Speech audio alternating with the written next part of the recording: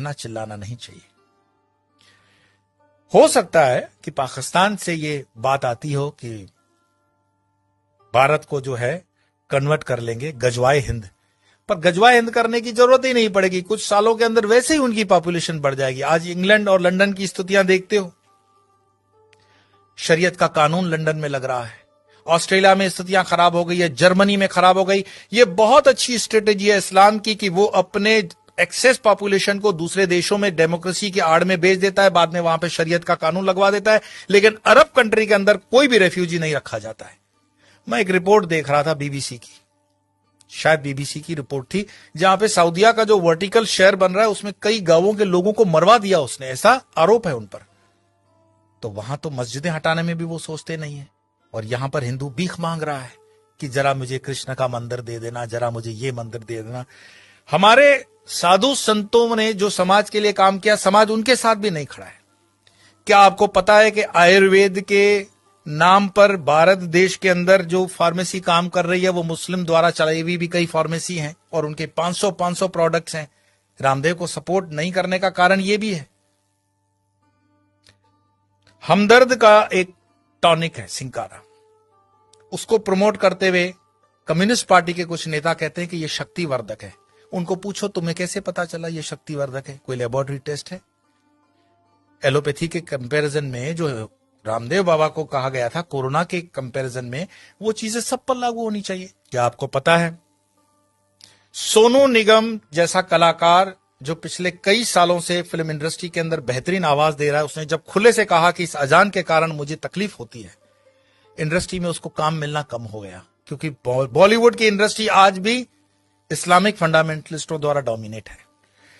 मैं आपको और बता दूं, जिन दिनों शाहरुख खान, सलमान खान, आमिर खान स्ट्रगल कर रहे थे, गोविंदा सुपरस्टार था, और गोविंदा को नीचे करने के लिए उसकी जोड़ी में चलने वाली करिश्मा कपूर को आमिर खान के साथ एक फिल्म दे दी जाती है परदेसी। गोविंदा की जोड़ी को तोड़ा जाता है और उसके बाद उदय होता है सलमान खान, आमिर खान और शाहरुख खान का समय, क्योंकि इंडस्ट्री डोमिनेटेड है इस्लामिक लॉबी द्वारा।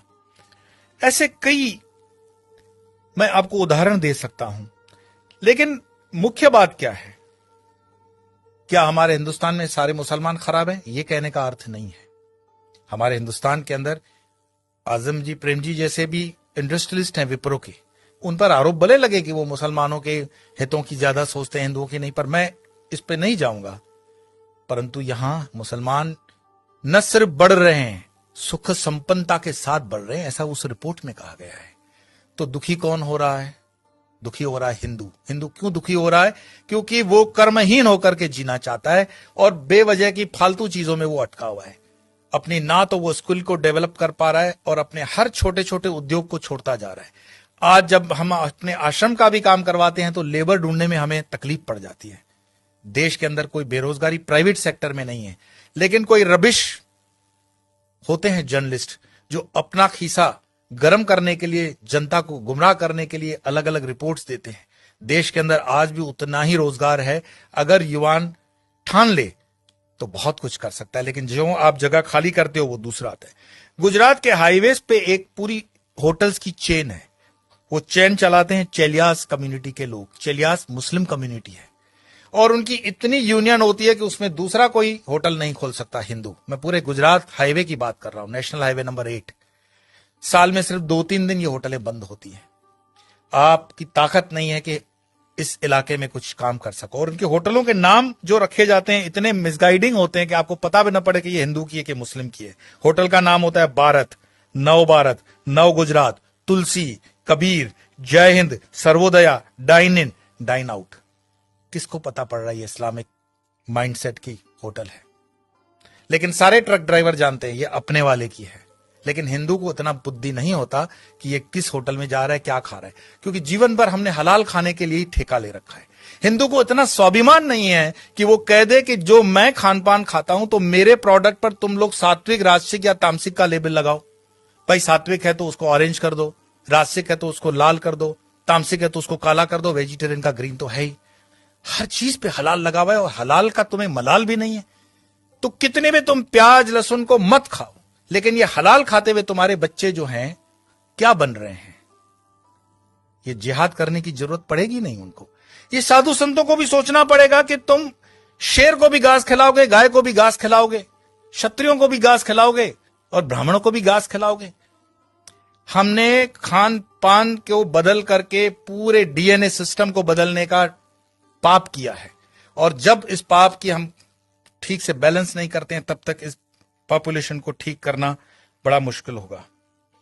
एक इंसान, ये वीडियो समाप्त करने से पहले मैं बता रहा हूं, एक इंसान जिसने अलीगढ़ मुस्लिम यूनिवर्सिटी का स्थापना किया था, सर सैयद, उसने सिर्फ ख्वाब देखा था पाकिस्तान बनाने का, कि एक ऐसा देश बन सकता है।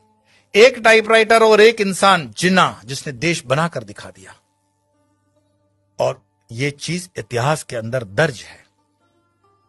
क्या पता ओवैसी जो कह रहा हो उसको हम सीरियसली नहीं ले रहे हैं। अगर शाहबानू केस कोर्ट का इधर उधर हो सकता है तो राम मंदिर का केस भी राहुल गांधी तो बोले थे कि हम कर देंगे, ऐसा उन पर आरोप है, प्रमोद जी ने लगाया था।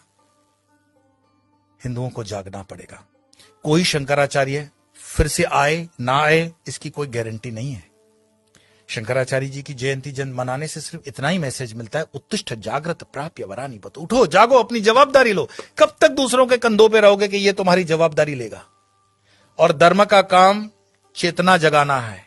बाकी ये मेरा वीडियो मरे हुए लोगों के लिए तो है नहीं, चैतन्य लोगों के लिए। और चैतन्य जो सुन रहे हैं उनको लगता है कि आगे 2-4 चैतन्य है तो फॉरवर्ड कर देना, और मरे हुए लोगों को वीडियो देखने के लिए मैं कोई आग्रह करता ही नहीं हूं। आपके भीतर आपका सनातन जागे, भारत जागे, हिंदुत्व जागे। इसी प्रार्थना के साथ इतना ही, कल फिर मिलेंगे।